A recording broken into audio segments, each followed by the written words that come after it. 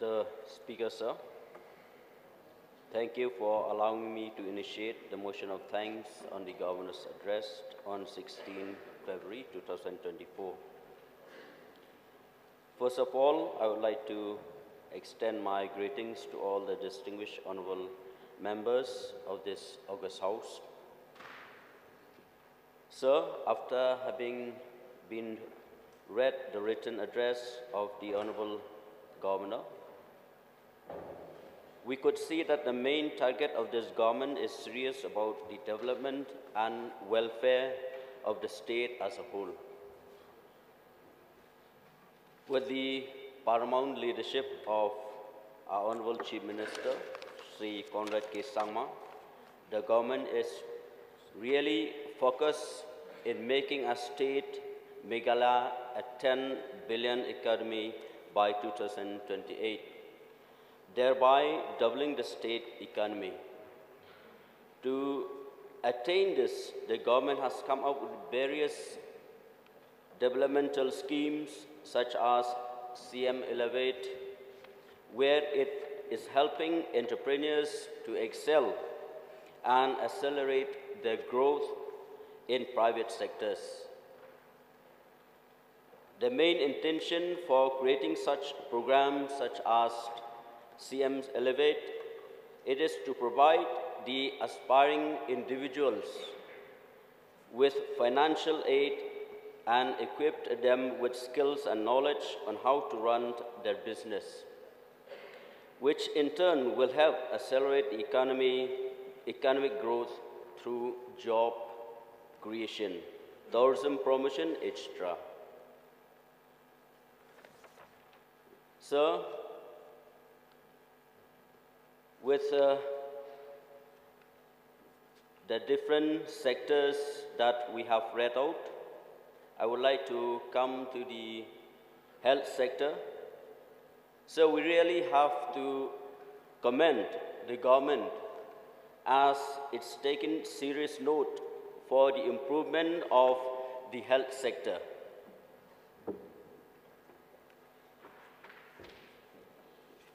The seriousness of the government is not only for the urban as well as for the rural sector. With the introduction of Chief Minister's Safe Mother Scheme, the maternal death has reduced to 50%, which is a great achievement. Creating and strengthening of PHCs, CHCs, and other health centers is the welcome move by the government, which will help the people of the state as a whole. At the same time, sir, I would like to request the government to you, Mr. Speaker, sir, the speeding up of the construction and the facilities of the newly upgraded Banihat CHC. When we go to the road sector, I would like to thank the government for various connectivities, not only for my constituency, but for the state as a whole. The MMR road from Mairang to Ronnie has been completed. This is a big achievement. And the different connectivities from the World Bank, which I feel it's the great achievement of the people of the state as a whole. And to you, Mr. Speaker, sir, my constituency is very big in area, and above that, it is situated in the border with Assam.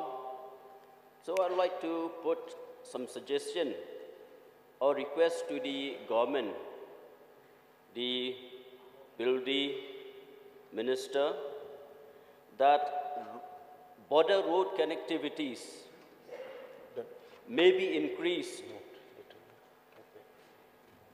in this coming financial year so that we can connect the people who are residing in the border areas. When we look into the tourism sector, tourism now played a very vital role in the direct and indirect income of the people of a state. Thus will increase the better livelihood of our people. I'm thanking to the government, especially the tourism department, for many different schemes in implementing, in promotion of tourism sector. Sir,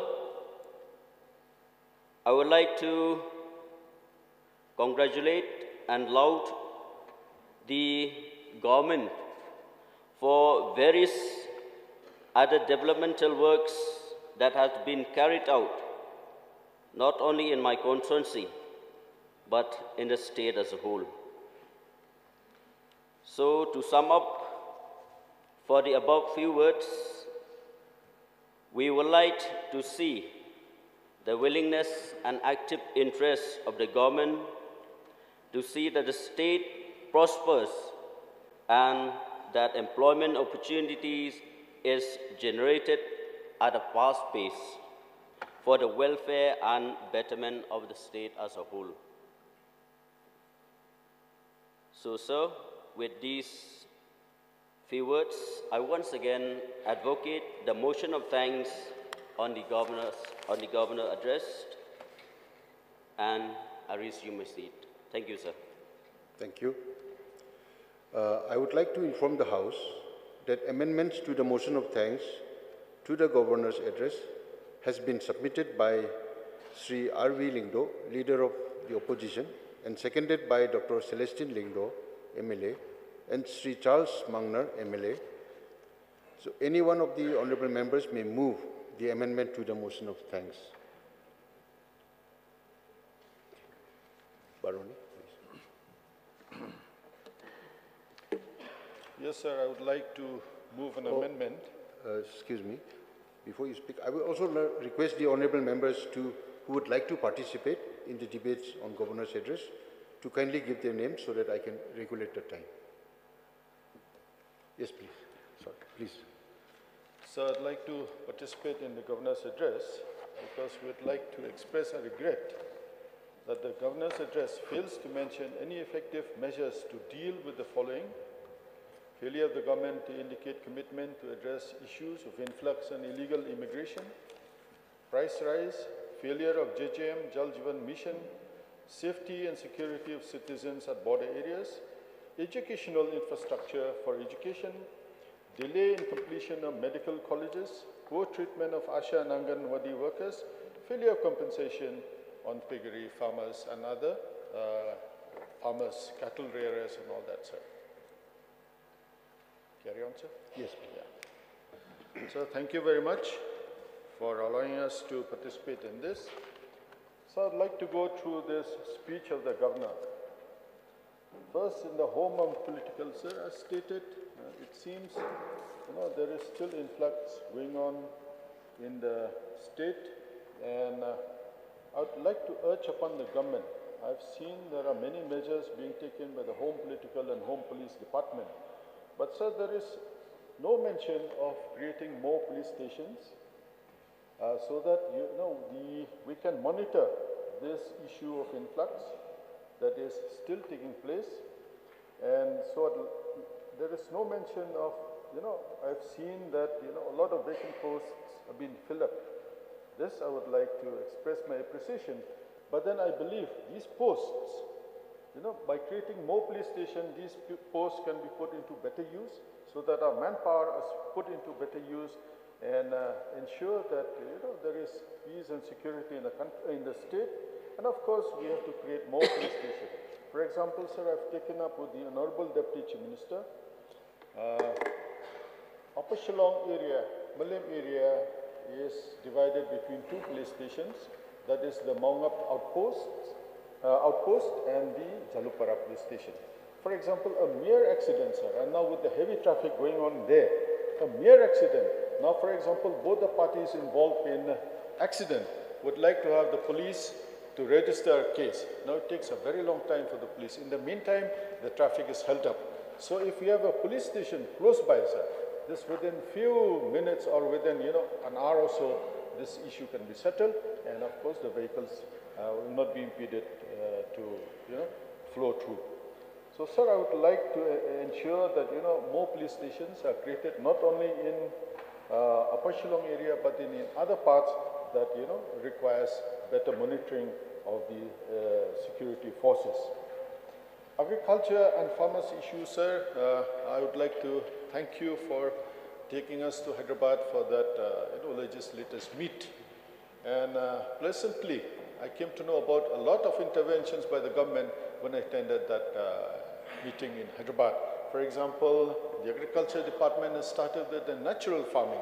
So I requested the officer of the department, why don't you have sensitization programs for the MLAs so that we can reach out to more farmers to begin with these new interventions of natural farming.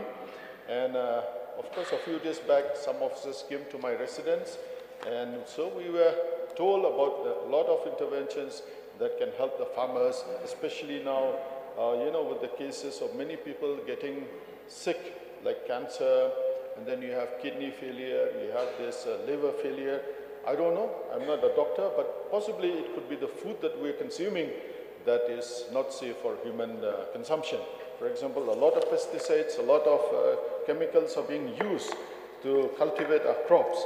So if, agriculture department can in a way prevent this disease that is affecting a lot of large numbers of our population. Now, if we can go into natural farming, it will only help our health, it will also help our economy, because we know if we get certification for organic crops, they can fetch higher prices also and ensure economic benefit to the people, and at the same time, of course, ensure that the food we consume are fit for human consumption. So this was not mentioned. And sir, I've seen the horticulture department, yes, to increase the income of the farmers. They've introduced a lot of crops that are not indigenous to the state. But then I'd appreciate that, but also at the same time urge upon the horticulture and agriculture department to ensure that we promote our indigenous foods, indigenous crops, indigenous fruits. For example, in Milliam, and I believe in other parts of the state also, a lot of this fruit, syep, is grown. So I'd request upon the horticulture department to ensure that these crops are also protected and promoted, because they have a lot of medicinal properties.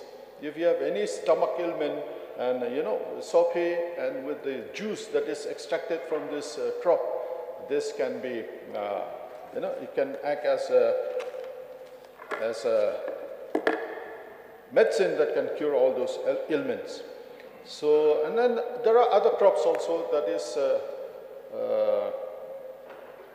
prevalent in our state. For example, we have this, so many other crops. So, sir, I would like the urge upon the agriculture and horticulture department to ensure that those crops, besides the crops, for example, strawberry and other crops that are being promoted, kiwis and all, these other crops are also not neglected. Because they don't need to be, people need not be told about how to grow them, because they grow them abundantly, naturally also. And then coming to animal husbandry and veterinary, sir, and I think the Honorable Minister of Veterinary had taken the initiative to set up a veterinary hospital at Upper Shillong. I don't know what is the state of that veterinary hospital at Upper Shillong, because recently we had this LSD affecting our cattle. So if we have a hospital, immediately relief can be provided, and of course preventive measures can be taken up, quickly, because now I believe in East Khasi Hills, I don't think we have any veterinary hospital except the one that is located in the city, that is in Garikana, and the head office of the veterinary hospital, veterinary directorate. So if we have a hospital in the East Khas Hills area and in Upper Shillong, this can go in a long way in ensuring that such diseases, such viruses are prevented at the earliest and prevent large-scale loss to the farmers. And of course, I put question, but I believe it will not come because my question is listed very in the last. So, sir, I would like to know from the government, a lot of farmers have been affected by this lumpy skin disease. And in fact, some of them have lost the entire stock. And some of them who had, shifted from daily wage to cattle rearing now have gone back, sir, to, those original profession because they've lost all the cattle that they were rearing. So I don't know what is the government intention to help those farmers who have ventured into cattle rearing to get back into those business after they've lost all the cattle. And of course, piggery mission I've seen, but then a lot of livestock were affected by this African swine flu. I don't know what is the measures that is being taken by the government, by the department, to ensure that those farmers who have started taking up piggery and cattle rearing are being compensated for the livestock that they've lost. So a lot of issues were raised that the fish imported from outside the state, there was this chemical being used, palmolin. I don't know whether any effective mechanism to ensure that the fishes that are still being imported from outside, there is some mechanism to check that those fishes are not, those chemicals are not used for preservation of those fishes, so that we ensure that the fish that the people of the state consume are fit for consumption.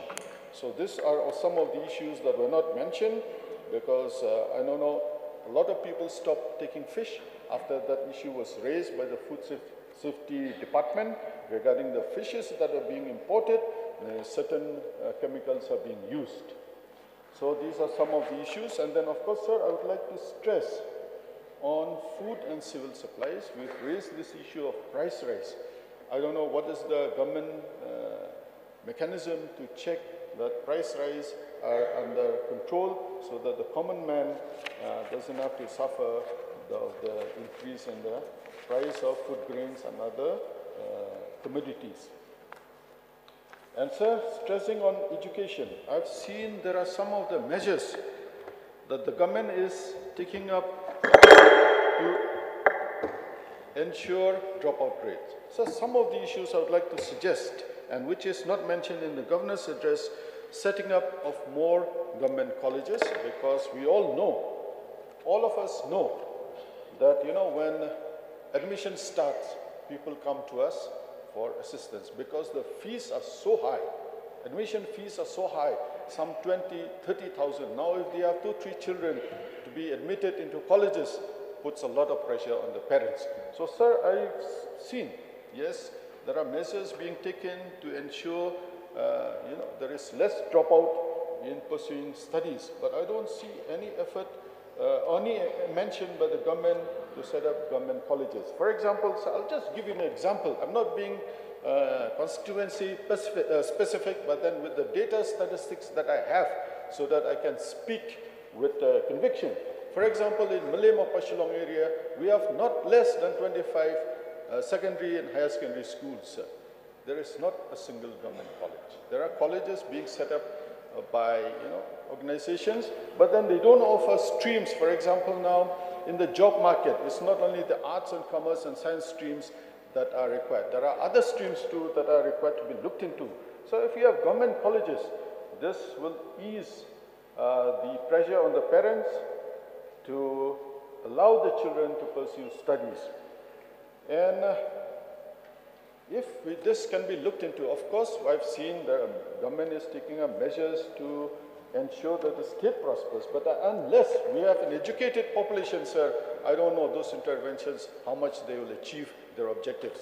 So the main thing is to ensure that we provide our children, our future generation with quality education, and by setting up more institutions in the rural areas especially, this will ease a lot of pressure on the parents. For example, so students coming from Malay Mapashilong area, I'm talking only about my constituency, parents will have to give not less than 200 per day only for transportation costs and of course for snacks and other needs of the children. So there are parents who have 4 or 5 children pursuing studies in the city. They need at least 800 to 1,000 per day, sir. So that puts a lot of pressure, and if we can bring educational institution closer to the villages, this will ease the problem and ensure that our children do not drop out from studies because of the distance that they have to cover to reach their place of studies. Sir, I don't know how much the government is paying to the private colleges, but I was told there are colleges receiving crores and crores of rupees as assistance from the government. But then they're still charging very high fees. So if the government can look into this, the colleges that are receiving assistance from the government do not exploit, rather I would use the word exploit, by charging higher fees for admission, for tuition fees of the children.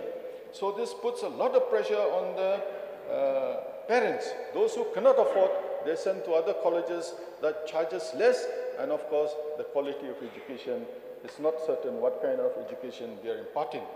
So sir, I would request the government to look into this, ensure that we have, some kind of mechanism to ensure that all colleges, especially those receiving assistance from the government, to fix a minimum admission fee, a minimum tuition fee, so that our children are encouraged, parents are encouraged to send the children to institutions to pursue this study. This is one of the issues that I've seen, that dropout rates is increased because the parents cannot send their children to pursue studies because of the high tuition and high admission fees.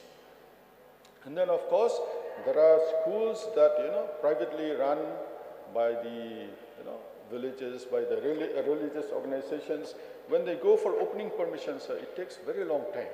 For example, recently there is a school that had to tie up with other schools to allow the children to appear for examinations. So if this can be also expedited, this will help the students to appear for exam from their own respective schools rather than tying up with other schools to appear for examination. Sports and youth affairs. Sir, I would request, yes, I know that the government is setting up many sports complexes, but then, for example, if you have only in urban centers, then in the rural centers, people will not have the facilities of all this, national or world-class stadia. So I would urge upon the government to set up more sports stadia, at least at the block level, so that you have facilities, if not world-class, at least national level sports stadia at the block level to encourage a young and budding sports person to hone their skills and improve their skills so that they can bring glory to the state and of course make this sports and youth activity as a profession that they can pursue to for their own interests. Labor, sir, I don't know. There are a lot of course, all of us representatives have the same problem. We have professionals like engineers, doctors, nurses, and of course from other streams also coming to us for getting employment. So I don't know, I can suggest to the government, for example, we have a lot of these firms coming and implementing schemes. So I request the government, if some of our unemployed professionals like engineers can be on a contract basis until the project is completed, to be absorbed so that they gain experience and at the same time also they can earn some income. Some of them have taken loans to pursue their studies and some of them are not able to pay because they've not been employed yet. So we have so many firms implementing projects in our state. Somehow if the government can impress upon those firms to absorb some of our professional engineers especially, so that at the same time they earn an income, and at the same time they earn experience also. Forests and environment, sir, there was no mention, of course, government is doing a lot of intervention, but then I think more needs to be done to ensure that our forests and our green cover increase, so that it's for our own benefit only. With global warming and with the climate change, this is one of the solutions that we can prevent, the hazard of climate change and global warming. Water resources, we have discussed earlier about conserving our water sources. So I urge upon the government to ensure that our water sources are rejuvenated and protected. And of course, I've seen some intervention to rejuvenate Wa'umkra and Umshepi rivers. So I don't know exactly up to what extent this has been done, because we can still see the level of pollution of these two streams that are passing right through the city. And it's not only an eyesore, I think it's a shame to all of us that these rivers that are passing right through our city, Shillong, is becoming, I don't know what to say, not an eyesore, but a shame to us, to all of us. And then I think this needs more to be done. If the government of India can have the Ganga rejuvenation, why can Meghalaya have these streams, rivers that are passing right through our urban centers, be it in Shillong, Jowai, Tura, Nongstoin, that these are revived, rejuvenated. It will add only to the beauty, not only add only to the beauty, they can even serve as drinking water sources if this can be rejuvenated and ensure that life is given back to these rivers in the city and the urban centers. And of course, preservation of water catchment areas we have taken up earlier during the question hour. I'd like to urge upon the government to come up, I don't know, if we have laws, because a lot of construction is being taken up in all these catchment areas, a lot of deforestation is being done at these catchment areas.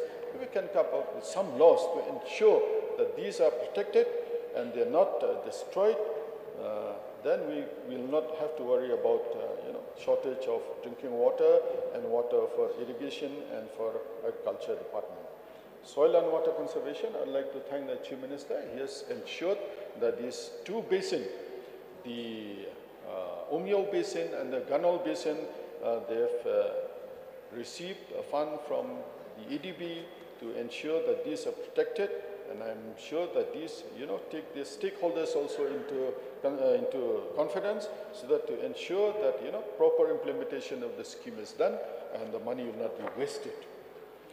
And of course, sir, transport, we had taken up, in fact, the Deputy Chief Minister in charge of transport had given an assurance in this house about the level of noise pollution being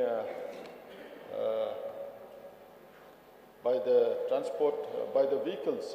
Still it is going on, sir, because a lot of vehicles are still using very loud horns, which is not permissible within city limits.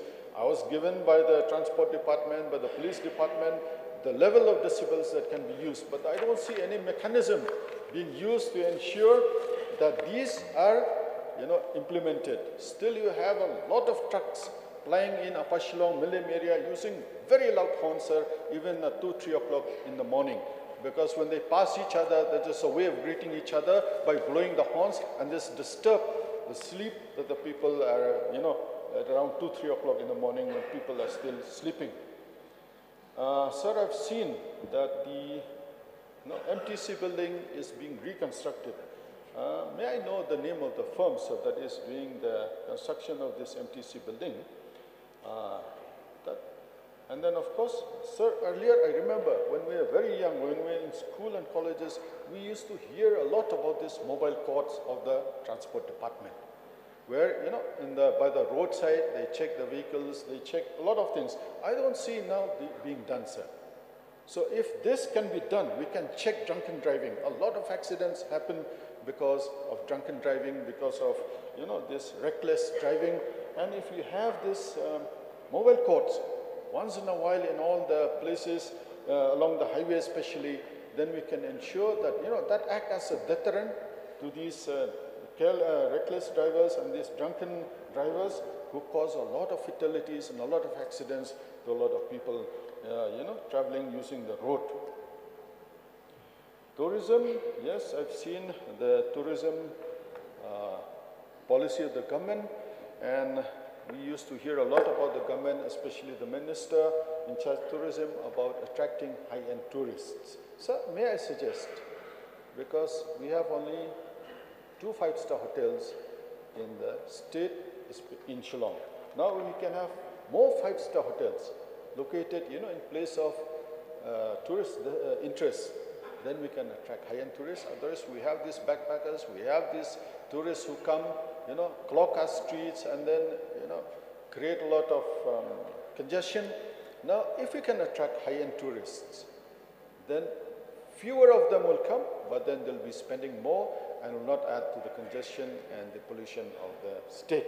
So these are some of the suggestions I would like to offer, because there was no mention by the governor on all this, of setting up more high-end hotels so that we can attract tourists, because I believe we do not have a hotel, even this Marriott, that has more than 100 or 120 rooms. So if we can have 300-400 rooms, then of course we can, because anybody who would like to visit our state, some of them, high net worth people would look at the facilities available before they come to our state. Otherwise, we'll be attracting people who will hardly spend anything, but only, of course, add to the congestion and, all the traffic jam in the city. Commerce and industry, sir, this is very important with the amount, of unemployment that is happening in the state.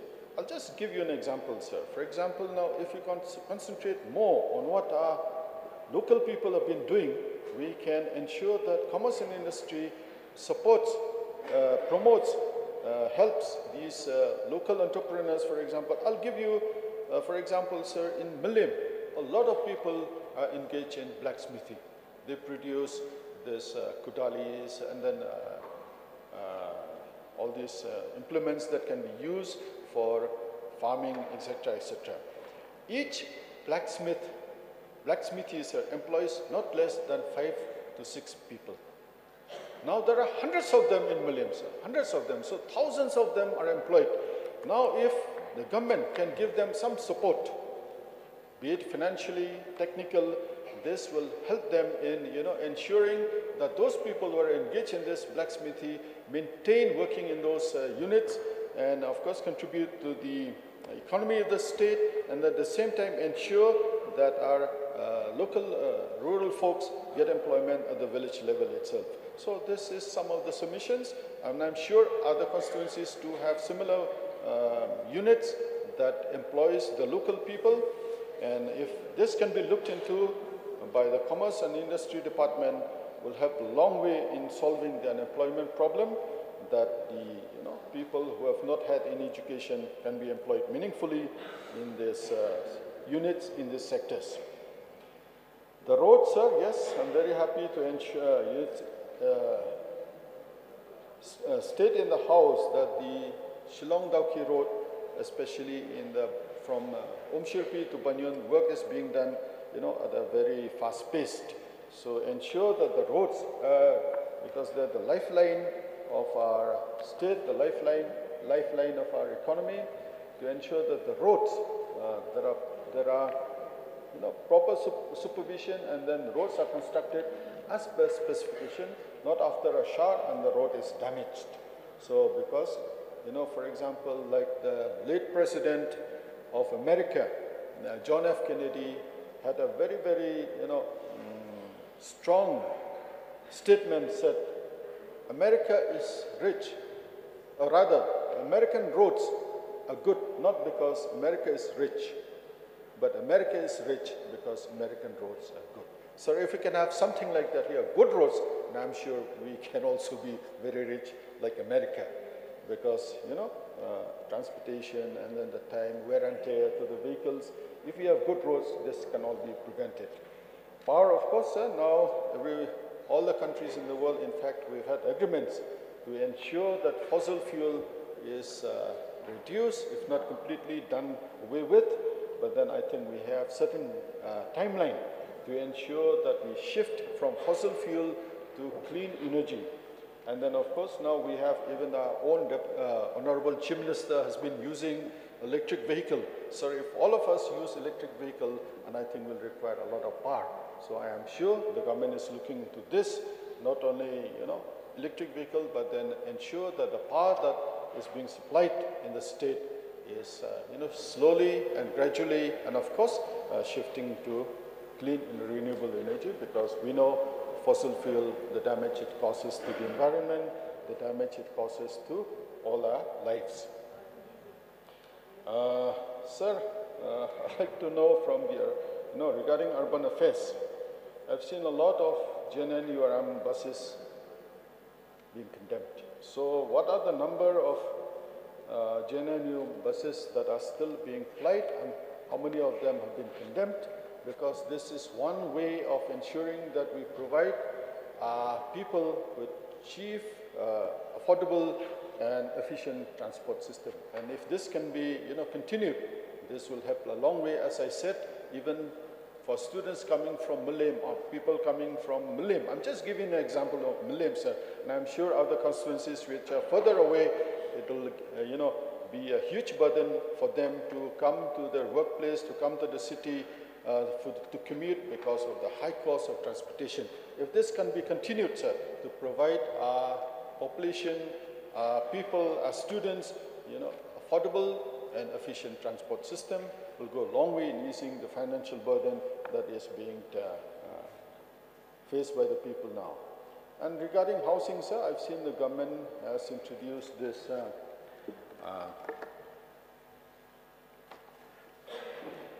Chief Minister's housing system.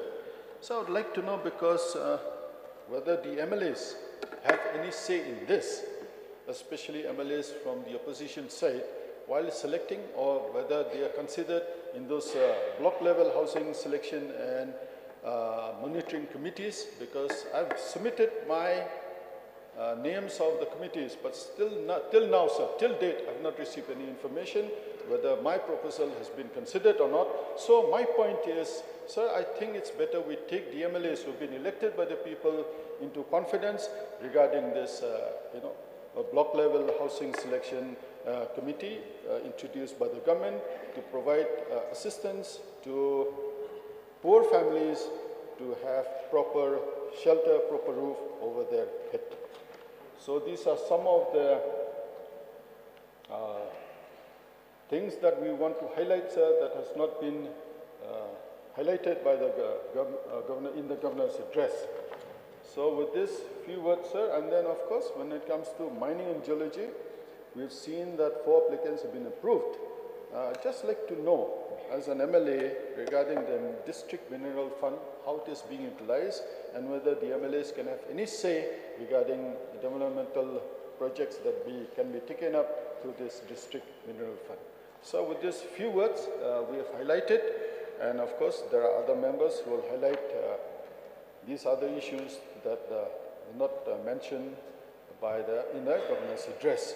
So with these few words, sir, I believe the government will take some of our opposition members' suggestions seriously to ensure that we provide the best to our people in the state. With these few words,